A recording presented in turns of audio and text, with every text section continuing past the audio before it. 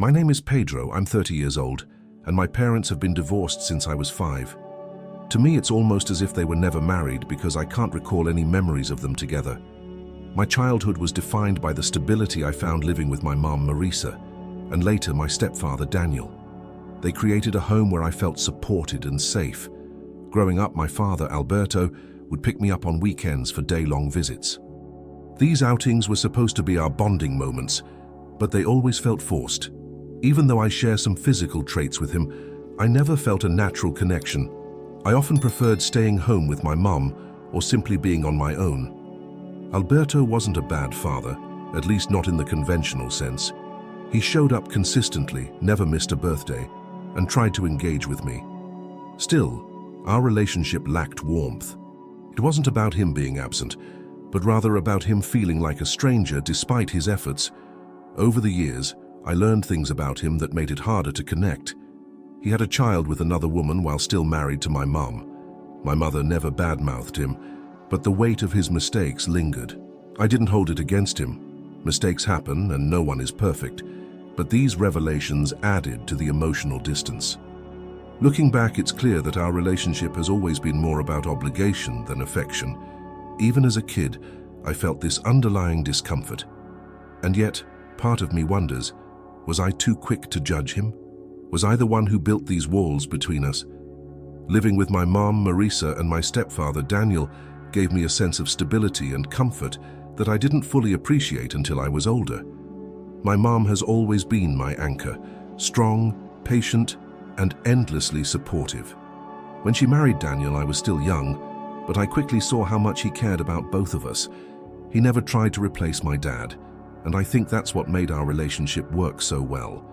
He respected my boundaries, but was always there when I needed him. Daniel treated me like I was his own son, which made a huge difference in how I grew up. He helped with homework, taught me how to ride a bike, and even came to my school plays. These weren't grand gestures. They were everyday things, but they meant everything to me. He never acted like he was doing me a favor. It just felt natural. The dynamic in our house was always calm and predictable. We had dinner together every night, and weekends were often spent on family outings or just relaxing at home. That kind of consistency made it easy for me to feel at ease and focus on being a kid. There was no tension, no unpredictability, no need to tiptoe around anyone's moods. In comparison, my relationship with my dad felt distant and awkward. While my mom and Daniel built a home where I felt seen and valued, my time with my dad often felt like a series of formalities.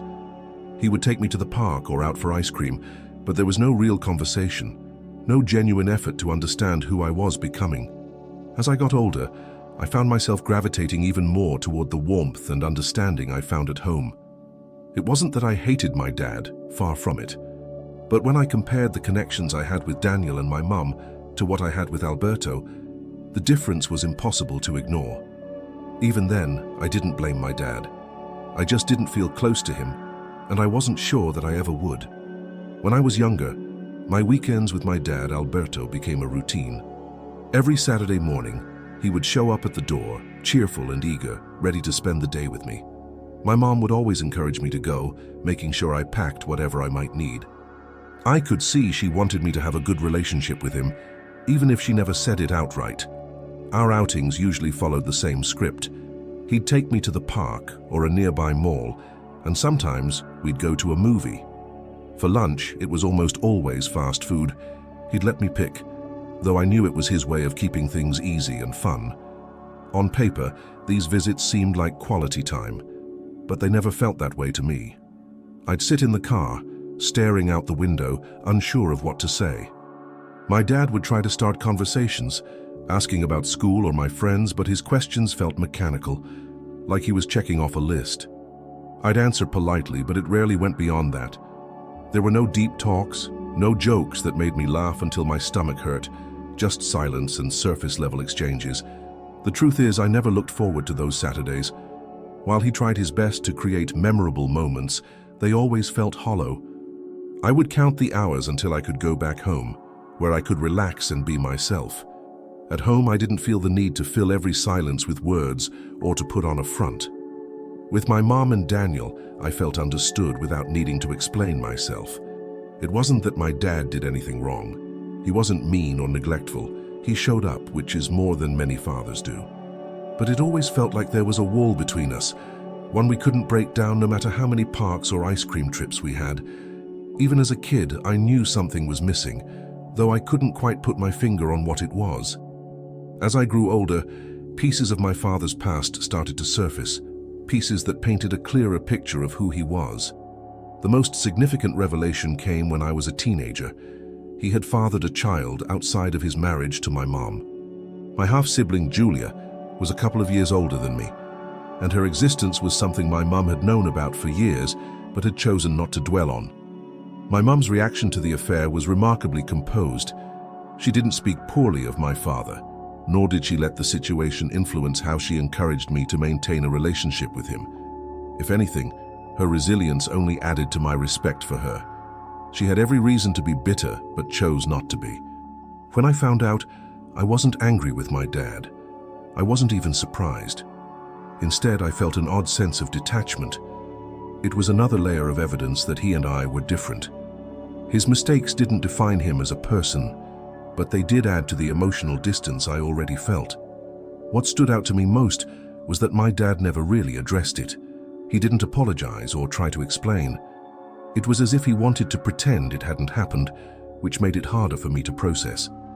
I wasn't looking for an apology, but his silence felt like an avoidance of something important. Even with this knowledge, I didn't judge him harshly. I've always believed people are allowed to make mistakes, as long as they learn from them. But this was a turning point for me. It made me question how well I really knew him, and whether I even wanted to know him better. Our relationship already felt fragile, and this only made it more tenuous.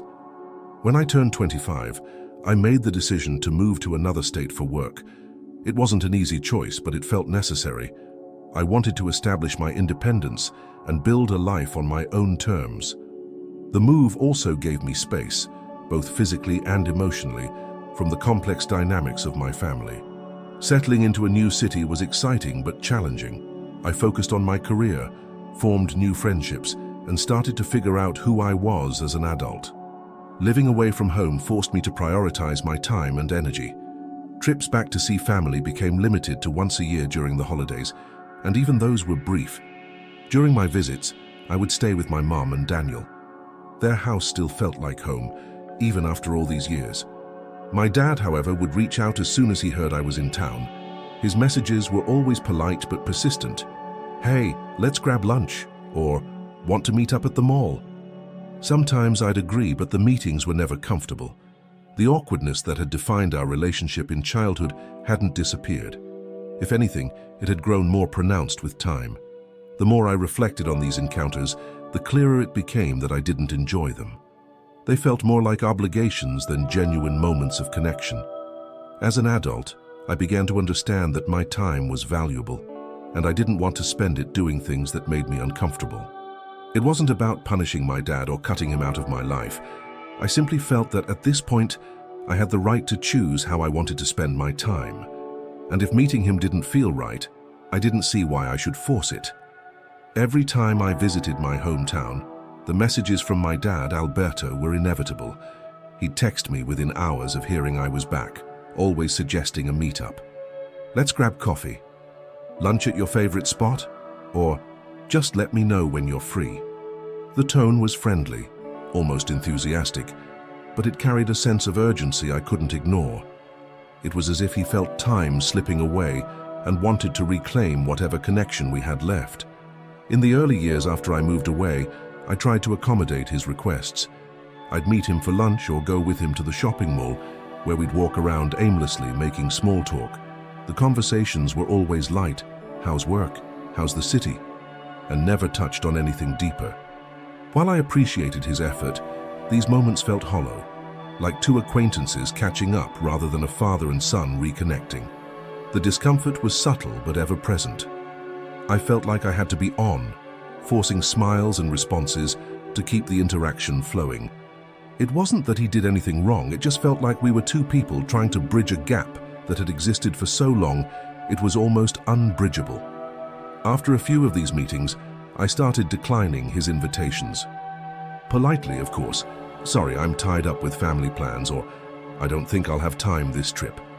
My excuses were true, but they also masked the real reason. I didn't want to meet up. I didn't see the point in spending time with someone who felt like a stranger, even if he was my father.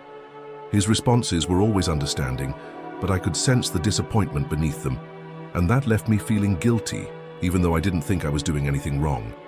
I knew he wanted more from me, more time, more connection, but I didn't have it to give, at least not in the way he wanted. And that realization was harder to deal with than I expected.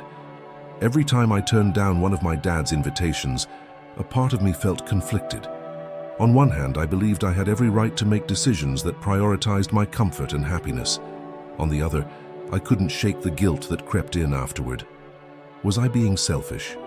Was I unfairly punishing him for a relationship that had always felt lacking? I found myself replaying moments from our past, questioning if I had done enough to bridge the gap. Maybe I could have tried harder to connect with him as a kid. Maybe I should have pushed through the discomfort during our adult meetups. But then I'd remind myself that relationships are a two-way street. If I felt this distance, wasn't it just as much his responsibility to address it? What complicated things further was the societal expectations surrounding family. He's your dad, people would say. You only get one. Those words echoed in my mind, making me doubt my choices. But what good is a relationship if it feels forced? Shouldn't it bring joy, or at the very least a sense of ease? Instead, every interaction with him felt like walking on eggshells, trying to make the best of a situation that neither of us seemed fully comfortable with. At the same time, I couldn't ignore the effort he put in. He tried, he reached out, he wanted to see me. That wasn't nothing. And yet, his efforts always felt surface level, as though he was fulfilling an obligation rather than genuinely trying to reconnect. These thoughts weighed heavily on me. I didn't want to be the bad guy, but I also didn't want to keep putting myself in situations that felt draining. And so I kept wondering, was I being fair? Or was I letting my discomfort dictate something I'd regret later? I've spent a lot of time wondering how my dad, Alberto, sees all of this. From his perspective, I imagine my behavior must seem cold, maybe even ungrateful. He puts in the effort to reach out, invites me to spend time with him, and I continually pull away. Does he see it as rejection? Or does he simply chalk it up to me being busy with my life? I'm not sure. One thing I've always found puzzling is how little he acknowledges the strain in our relationship. Even when I decline his invitations, or when our conversations barely scratch the surface, he never brings it up. He never asks, "Is something wrong between us?" Or, "Do you feel distant from me?" Maybe he's afraid of the answer. Maybe he doesn't know how to start that conversation, or maybe he doesn't see the distance the same way I do. At times, I wonder if his invitations are more about fulfilling a duty than building a bond. He seems to be checking the box of what a father should do: reach out, make plans, stay involved. But I don't sense a deeper effort to truly understand me or to mend what feels broken. Then again, maybe I'm being unfair. His attempts might be his way of showing he cares, even if they don't resonate with me. Still, I can't help but feel like we're speaking different languages. He's trying to connect in his way, and I'm responding, or not responding, in mine. And somewhere in the middle, the real connection we both probably want remains out of reach. I wish I knew how he really felt. Is he hurt by my distance? Does he regret the choices that might have contributed to it? Or is he just resigned to the relationship we have now? These are questions I've never had the courage to ask. The last time I visited my hometown, my dad sent me a message asking if I wanted to meet him at the shopping mall. It was a simple invite, just like all the others. "Hey, let's grab a coffee and catch up at the mall. Let me know what works for you." I stared at the text for a while, feeling the familiar mix of discomfort and guilt. I thought about how these meetings usually went: awkward, distant, and emotionally draining. And I thought about how I had so little free time during my visit. After a few minutes, I replied, "Sorry, I don't think I'll have time this trip. Things are really busy." It wasn't a lie. Between seeing my mom, Daniel, and a couple of old friends, my days were already packed. But even if I'd had the time, I wasn't sure I would have said yes. His response came quickly. "No worries, I understand. Let me know if anything changes." It was polite, as always, but I could sense the weight behind those words. I imagined him reading my message, pausing for a moment before typing his reply, probably feeling that same disappointment I'd sensed before. That evening, as I sat at my mum's dining table, the decision gnawed at me. I tried to convince myself that it was the right choice. After all, I didn't owe him my time, especially if spending it with him didn't feel meaningful. But part of me couldn't help but wonder if I was being too rigid. What if these were missed opportunities to build something better between us? By the time I flew back home, the interaction was still on my mind. I couldn't shake the feeling that my refusal had consequences I might not fully understand. Was my dad sitting at home feeling hurt or rejected, or was he brushing it off, used to this dynamic by now? Either way, I knew my choice was a turning point. Whether it brought clarity or regret, only time would tell. Now that I've shared my story, I'm left with a question that I've been asking myself for years. Am I in the wrong for not wanting to see my dad? On the surface, it might seem simple. He reaches out, he tries, and I pull away. But for me, it's never felt that straightforward.